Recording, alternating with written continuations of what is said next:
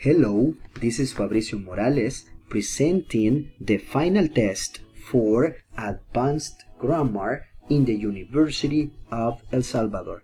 Hope you like my presentation. Today, I'm going to talk to you about connectors.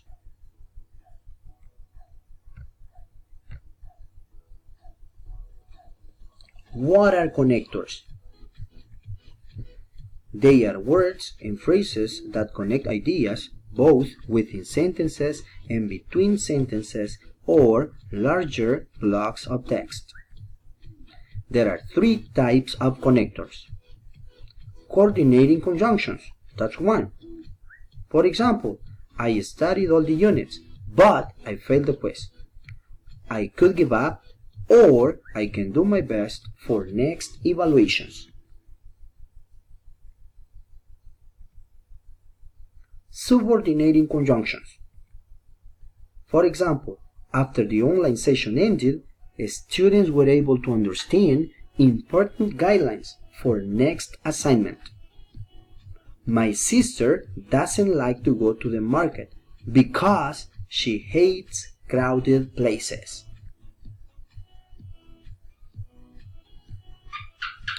Transitions. My friend Oscar doesn't have a car. Nevertheless, he's trying to get his driver's license. What's a coordinating conjunction for? Coordinating conjunctions join two independent clauses. Coordinating conjunctions come between clauses and are normally preceded by a comma. For example, Carmen was late. She lost the appointment. I'm gonna join these two independent clauses to make a compound sentence. But to do so, I need a coordinating conjunction. Let's see. Carmen was late, so she lost the appointment. Another example. Oscar has a motorbike. He has bought a new car recently. Let's use a coordinating conjunction and join these two independent clauses. Oscar has a motorbike and he has bought a new car recently. What's a subordinating conjunction for? Subordinating conjunctions connect ideas between sentences. They come at the beginning of a subordinate dependent clause, and subordinate clause comes first in a sentence. It is followed by a comma. If the subordinate clause follows the independent clause, it is not usually preceded by a comma, unless the clause sets up a contrast. For example, as soon as my personal alarm rings, I get up. Or the independent clause at the beginning. I get up as soon as my personal alarm rings. What's a transition for? Transitions connect ideas between sentences or larger sections of text. Transitions that connect sentences can come at the beginning of a sentence, within it, or at the end. Some common transitions are besides, consequently, however, in addition, nevertheless, otherwise, and therefore. At the beginning of a sentence, a transition is preceded by a period or semicolon followed by a comma. For example, the school year has ended. However, teachers have to plan new activities and learning strategies for next year. In the middle of a sentence, it is preceded, followed by a comma. For example, the school year has ended. Teachers, however, have to plan new activities and learning strategies for next year. At the end of a sentence, it is preceded by a comma. For example, the school year has ended. Teachers have to plan new activities and learning strategies for next year, however. There are 5 types of transitions that connect sentences. Let me show you the first. Addition. additionally, besides, furthermore, in addition, likewise, moreover, and plus are some examples of them. Teachers have to plan their daily lessons. In addition, they have to organize all school community activities. Oh, being a teacher is really hard. School is a place where formal education takes place. Moreover, it is a place where students can feel secure and comfortable. Number 2, they express condition.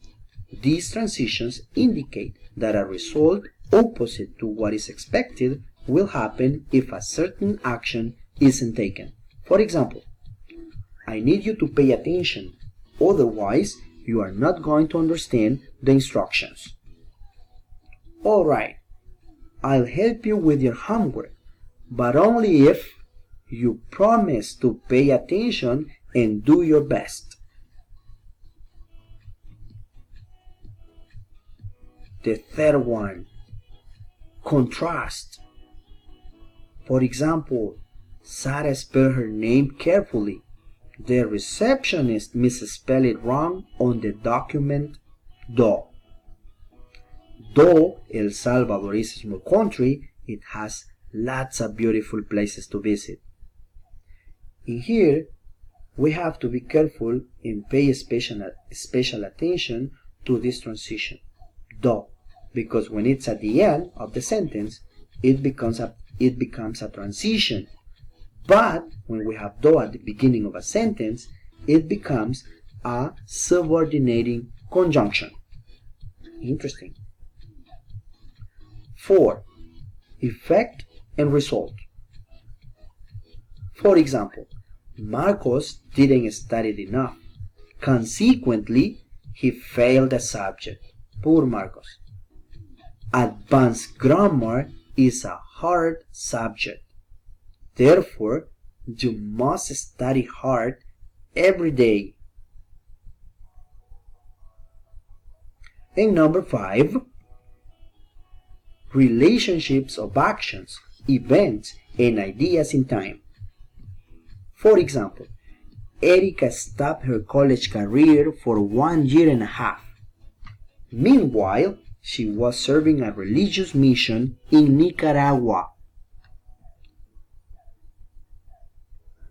Alright, usually they come at the beginning of a sentence and are commonly followed by a comma, and they have different uses.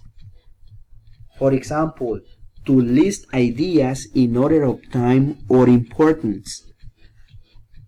Some examples are finally, first of all, most importantly, next, second, third, etc.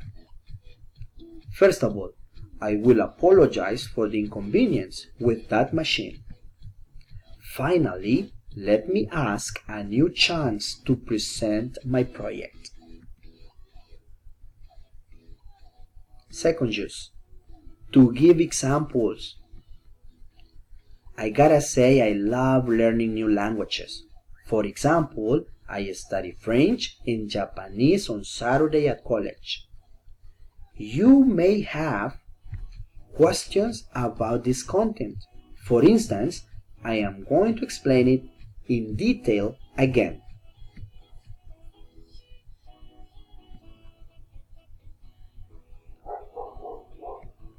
Another use, to summarize. In summary, there are 5 types of transitions. All in all, I consider this subject has been very meaningful and of great importance for my career. A good example, right? Okay, to add a conclusion. To conclude, remember, sentence connectors are phrases or words that connect ideas both within sentences and between sentences or larger blocks of text. In conclusion, advanced grammar is one of the most important subjects for future EFL teachers. Alright, this is the end of my presentation. Hope you like it. Hope you learned something new, and thank you so much for watching.